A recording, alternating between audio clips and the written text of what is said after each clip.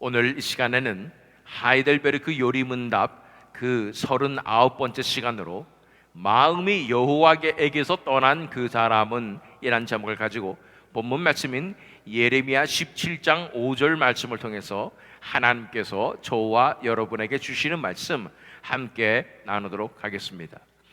계속해서 우리는 하이델베르크 요리문답을 통해서 우리들의 신앙 고백을 살펴보고 있었지요. 그래서 성자 하나님 예수님께서 어떤 분이신가에 대해서 하나하나 사도신경의 고백을 따라가면서 살펴보고 있는 중이었습니다. 지난 시간에 살펴본 38문은 왜 예수님은 본디오 빌라도라는 재판관에게서 고난을 받으셨습니까? 라는 것이죠. 왜 본디오 빌라도라는 이름이 사도신경에 들어가 있을까? 진짜 죄인이어서 그럴까? 물론 죄인이지만 그렇지만 이 세상의 심판관에게 심판을 받으셔야 하나님의 공의가 온전히 이루어지기 때문에 그렇게 하셨다고 살펴봤습니다. 예수님은 죄가 없는 분이시지만 세상의 재판관으로부터 정죄를 받았습니다. 그렇게 하신 이유는 우리에게 내리신 하나님의 준엄한 심판으로부터 우리를 구원하기 위함입니다 라고 함께 살펴보았습니다. 오늘은 제39문으로 들어갑니다. 제39문은 예수님께서 다른 방법이 아니라 십자가에 달려 죽으셨다는 것이 그렇게도 중요합니까? 본디오 빌라도에게 고난을 받으사 십자가에 달려 죽으셨다라고 표현하시는 이 십자가에 달려 죽으셨다 할 때 이 다른 방법이 아니라 십자가에서 죽는 것이 그렇게까지 중요했는가라는 질문인 것입니다. 그것에 대한 답을 하이델베르크 요리문답은 이렇게 대답하고 있습니다. 그렇습니다. 십자가 처형은 하나님의 저주를 받은 죽음이기 때문에 그의 죽음으로부터 나는 내가 받아야 할 저주를 예수께서 대신 짊어지셨다는 것을 확신합니다 라고 말하고 있는 것입니다. 십자가에 달려 죽으신 것이 왜 중요할까? 왜 꼭 십자가였어야 할까라는 질문인 것입니다. 그렇습니다. 십자가 처형은 하나님의 저주를 받은 죽음이기 때문에 첫 번째 이유는 뭐냐면 이것이 바로 하나님의 저주를 받은 죽음이라고 말하고 있는 것입니다. 왜 그럴까요? 우리 알다시피 신명기 21장 23절 말씀을 읽어보면 그 시체를 나무 위에 밤새도록 두지 말고 그날에 장사하여 네 하나님 여호와께서 네게 기업으로 주시는 땅을 더럽히지 말라. 나무에 달린 자는 하나님께 저주를 받았음이니라. 이 나무에 달린 자는 하나님께 저주를 받은 자이기 때문에 이 십자가에 달렸다는 것은 이 나무에 달렸다는 것은 베드로전서 2장 24절에 친히 나무에 달려라고 말씀하셨는데 그 나무에 달렸다는 것은 하나님의 저주를 받은 자라는 뜻이 된다는 것입니다. 그렇기 때문에 십자가였어야 한다고 말씀하고 있는 것이지요. 그렇습니다. 십자가 처형은 하나님의 저주를 받은 죽음이기 때문에 이제 그의 죽음으로부터 나는 내가 받아야 할 저주를 예수께서 대신 짊어지셨다는 것을 확신합니다 라고 말하고 있는 것입니다. 자, 내가 받았어야 할 저주였다는 것입니다. 예수님은 저주를 받을 분이 아니시죠. 그런데 우리는 저주를 받은 자들이라는 것입니다. 우리의 죄악으로 말미암아 이미 저주를 받았고 이 죄의 저주에 사로잡혀 있었다는 것입니다. 그래서 이 죄의 삭은 사망이라고 말씀하시고 우리는 멸망할 수밖에 없는 그런 상황 가운데 처해 있었고 죄의 노예가 되어서 그 저주로서 결코 빠져나갈 수 없는 저주에 걸려 있었다는 것입니다. 그런데 예수님께서 십자가에 달려 돌아가심으로 그 저주를 대신 감당하셨다고 우리는 살펴본 바가 있는 것입니다. 우리의 받았어야 할 저주에 대해서 오늘 본문 말씀은 예레미야 17장 5절 말씀을 읽어보면 여호와께서 이와 같이 말씀하시니라. 무릇 사람을 믿으며 육신으로 그의 힘을 삼고 마음의 여호와에게서 떠난 그 사람은 저주를 받을 것이라. 누가 저주를 받느냐고 말씀하냐면 하나님 나라의 차원에서 하나님만을 의지하고 하나님만을 신뢰하고 그렇게 하나님 나라의 삶을 살아가지 못한 모든 사람들이라고 말하고 있는 것입니다.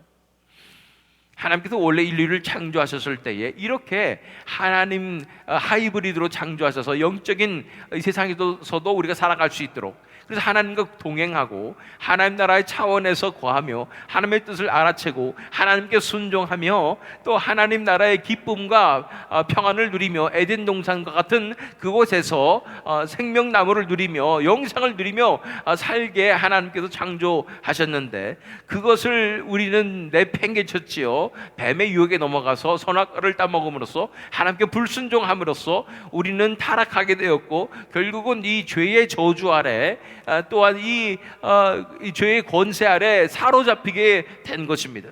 그 결과 우리는 어떤 삶을 살아가게 되냐면, 우리 관점이 아주 세상적이고 이 땅에 속한 것이고 인간적이 됐다는 것입니다.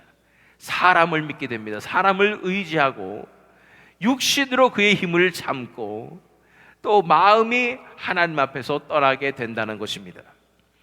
그런데 자세히 살펴보면 이런 삶은 이 세상 모든 사람들이 다 살고 있는 삶 아닙니까? 우리는 마치 두 개의 다른 세상에서 살고 있는 것 같습니다. 교회에서 예배 드릴 때는 하나님의 나라에 사는 것 같다가도 우리의 현실로 돌아오기만 하면 우리는 이 세상에 사는 사람들과 다를 바 없이 그냥 이 세상에 속한 자 같이 그렇게 살아가게 되는 것입니다. 그 증거는 무엇입니까? 우리의 관점이 세상의 관점으로 살아가게 된다는 것이죠.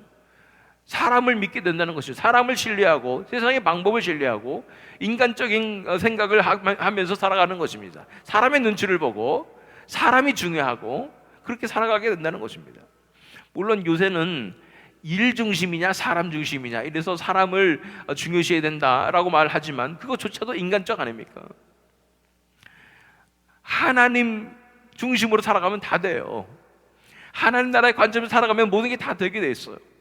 그 하나님의 마음이 우리에게 임하게 될 때 진정한 사랑이 우리 안에 임하게 됩니다. 그럴 때에 다른 사람들을 긍휼히 여기고 사랑하는 진정한 영혼 사랑이 가능한 것입니다. 그런데 우리는 인간을 배려해 준다고 인간의 눈치를 보고 그들을 케어하는 그런 마음으로 먼저 살아가게 된다면 그렇게 된다면 우리는 그 인간적인 관점에 사로잡히게 되고 인간의 이 흐름에 우리는 얽매일 수밖에 없다는 것입니다. 그래서 여론에 휩쓸리게 되고 또 그런 모습으로 살아갈 수밖에 없다는 것입니다. 그래서 우리는 무릇 사람을 믿으며 육신으로 그의 힘을 참고 마음이 여호와께서 떠난 그 사람은 저주를 받을 것이라 했는데, 이 저주받은 이 삶에서 벗어나지 못하는 그런 상황이 발생한다는 것입니다. 예수를 믿는다 하면서 나는 삶은 저주받은 삶을 살 수 있다는 것입니다. 우리는 다 이미 저주에 걸려 있었고 그 저주에서 벗어나게 할 자가 아무도 없었고 우리는 그 저주에서 벗어날 힘이 없었다는 것이죠. 그런데 예수님께서 친히 그 저주를 나무에 달리심으로써 받아서 이 저주로부터 자유케 하신다고 말씀하시는 것입니다. 예수를 믿는 자는 그래서 예수를 신뢰해서 인생을 다 내어드린 자는 이 저주에서 벗어난 삶을 우리 삶 가운데 살아갈 수 있게 된다는 것입니다. 우리 삶에서 이제는 더 이상 세상의 사고방식과 세상의 관점이 아니라 또 인간을 위하고 인간을 두려워하는 그런 삶이 아니라 이제 하나님 나라만을 구하며 하나님만을 케어하며 하나님의 뜻만을 구하며 하나님만을 사모하며 그렇게 살아가는 삶으로 살게 되어서 이 저주로부터 자유케 되는 삶으로 나아갈 수 있다는 것입니다. 우리는 세상 사람들과 같을 수가 없습니다. 세상에서 나는 안 튀고 싶고 세상에서 나는 세상의 사람과 하나가 되고 그냥 one of them이 되고 싶은 것이 우리의 욕망이 있습니다. 우리는 혼자서 독야청청하고 싶지 않습니다. 그러나 하나님 나라의 관점으로 살다 보면 어쩔 수가 없어요. 우리는 다릅니다. 세상에 사는 사람들하고 다를 수밖에 없는 것입니다. 그리고 사람들이 우리를 어떻게 볼까? 당연히 우리를 이상한 사람이라고 쳐다볼 수도 있고 광신자라고 볼 수가 있는 것입니다.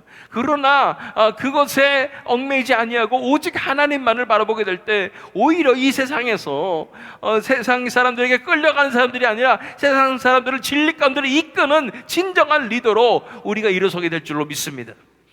그것이 우리의 사명입니다. 사람들을 진리 가운데로 인도하는 것입니다. 어둠에 있는 자들을 빛으로 인도하는 것이 우리의 사명임을 믿습니다. 그곳에 머물러서 다른 사람들과 어울려서 사는 것이 아니라 그 사람들을 빛 가운데로 인도해내며 진정한 리더로서 그들을 구원해내는 것이 우리 사명인 줄 믿습니다. 자, 십자가에 달려 죽으셨다는 것이 왜 그렇게 중요하냐면 십자가 처형은 하나님의 저주를 받은 죽음이기 때문에 그의 죽음으로부터 나는 내가 받아야 할 저주를 이미 우리가 받은 이 저주고 우리가 얽매여 있었던 이 저주인데 예수께서 대신 짊어지셨다는 것을 확신합니다. 이 십자가이기 때문에 그 저주받은 십자가이기 때문에 예수께서 이 저주를 대신 받으셨고 대신 짊어지셨다는 것을 우리가 확신할 수 있다고 말하는 것입니다.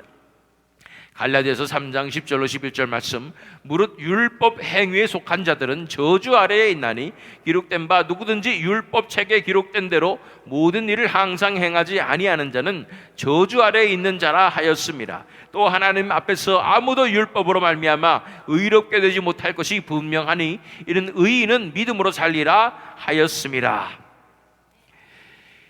율법 아래 있는 자들은, 율법을 지키려고 하는 자들은 저주받은 자들이다 라고 말하고 있습니다. 이 율법의 저주가 이 사도 바울 시대에 있었다고 말하고 있는 것이죠.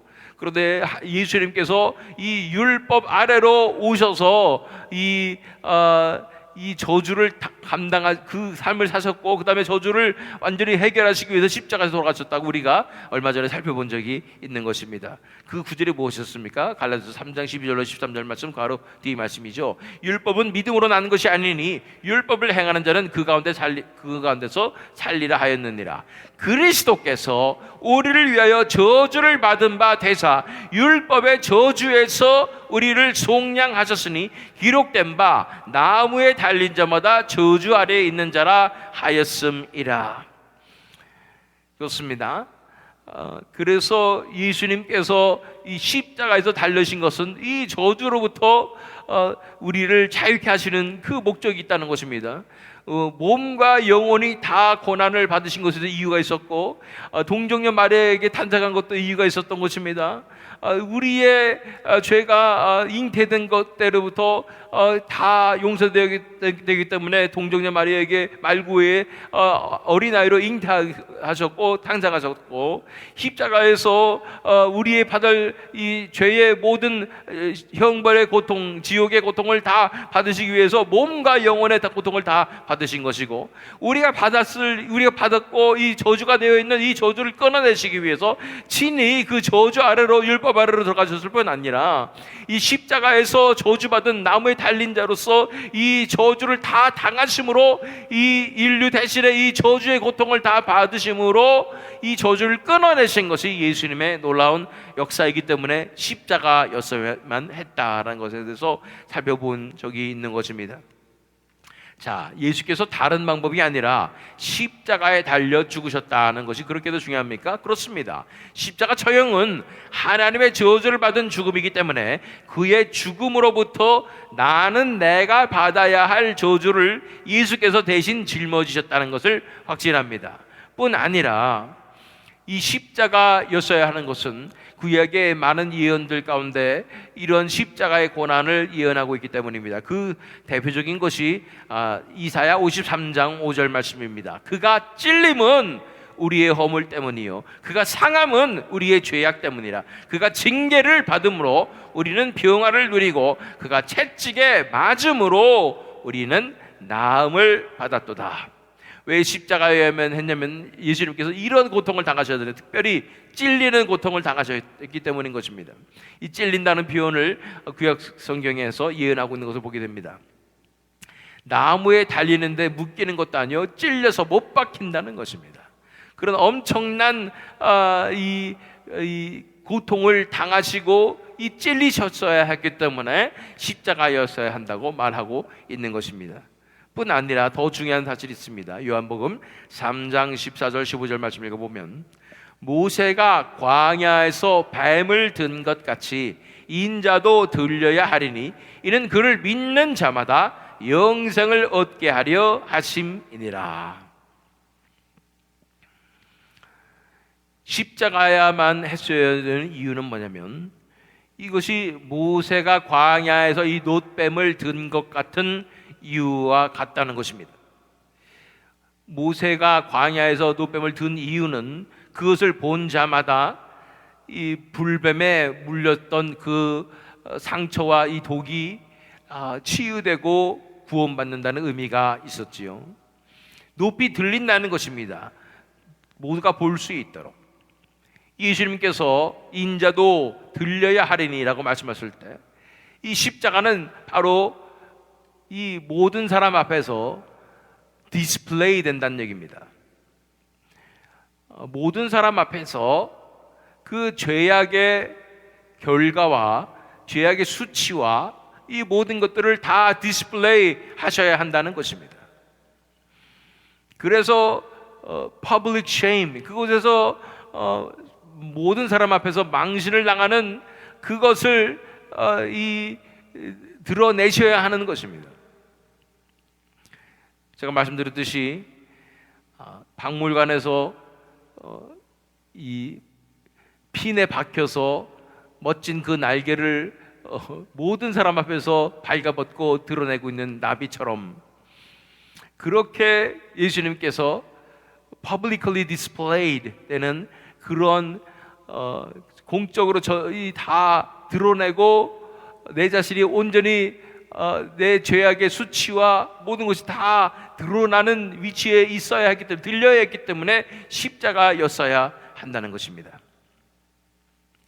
그래서 그 십자가에서 벌거벗기시고 그 수치와 죄악의 그 결과와 이 모든 것들이 다 디스플레이돼서 완전히 실패한 자처럼 그렇게 아무런 힘도 없이 못이 박혀서 매달려 계셨어야 했다는 것입니다. 그러나 그 십자가는 예수님께서 패배하신 십자가가 아니라 인간적인 눈으로 봤을 때는 전적으로 힘없이 패배하여서 세상의 권세에 패배하여서 그렇게 힘없이 달려 있었던 것 같지만 망신당하고 수치를 당하며 그렇게 자신의 모습을 드러내고 있는 것 같지만 영적인 시각으로 봤을 때는 정반대라는 사실을 우리가 볼 필요가 있는 것입니다. 골로새서 2장 14절로 15절 말씀, 우리를 거스르고 불리하게 하는 법조문으로 쓴 증서를 지우시고 제하여 버리사 십자가에 못 박으시고 통치자들과 권세들을 무력하여 드러내어 구경거리로 삼으시고 십자가로 그들을 이기셨느니라. 십자가의 육체적인 눈으로 인간적인 눈으로 바라봤을 때는 아무런 힘도 없는 것 같은 예수님이 그 망신을 당하며 수치를 당하며 그렇게 패배자로서 달려있는 것 같지만 영적인 눈으로 바라보게 되니까 우리를 거스르고 불리하게 하는 우리 죄의 이 노예 문서가 십자가에 못 박혀있는 publicly display 되는 그런 상황인 것입니다. 이제 내가 너희를 자유케 하노라는 그 문구가 달려있는 것입니다. 예수님의 그 십자가 머리맡에 유대인의 왕이라고 표현되어 있지만 예수님 그 십자가 자체가 내가 너희를 자유케 하노라, 내가 너희를 저주로부터 자유케 하며 노예의 이 형편으로부터 자유케 하며 죄와 사망의 권세로부터 내가 너희를 자유케 하노라 하는 이 문구가 예수님의 십자가로 드러내게 되는 것입니다. 또한 뿐 아니라 통치자들과 권세들이 그 십자가에 달린 것 같은 그들의 패배가 예수님의 패배가 아니라 그들의 패배가 십자가에서 밝게 들어 모여져서 publicly display 된다는 것입니다. 이제 밝히 드러내서 온 땅 가운데 드러내시는 것입니다. 예수 그리스도의 승리를 드러내시는 것입니다. 그래서 십자가 십자가였어야만 했다는 것입니다. 예수님께서 다른 방법이 아니라 십자가에 달려 죽으셨다는 것이 그렇게도 중요합니까? 그렇습니다. 십자가 처형은 하나님의 저주를 받은 죽음이기 때문에 그의 죽음으로부터 나는 내가 받아야 할 저주를 예수께서 대신 짊어지셨다는 것을 확신합니다. 그리고 십자가야만 했습니다. 십자가의 능력이 있습니다. 그 십자가에 밝히 드러내서 자신을 내어주셔서 그 수치와 고난을 당하심으로 그 십자가에 우리의 죄가 이 죄의 문서가 이 노예 문서가 다 못 박히고 통치자들과 권세자들의 그 수치가 다 십자가에서 드러나는 그 놀라운 승리를 하나님께서 예수 그리스도를 통해서 이루어 주신 줄 믿습니다. 이 말씀을 기억하면서 오늘 하루도 정말 이 십자가를 기억하며 십자가의 능력 있는 것을 바라보며 그 험한 십자가를 붙잡고 살아가는 저와 여러분 되시기를, 또한 이 새 믿음 장로교회 되기를 예수 그리스도의 이름으로 축원합니다.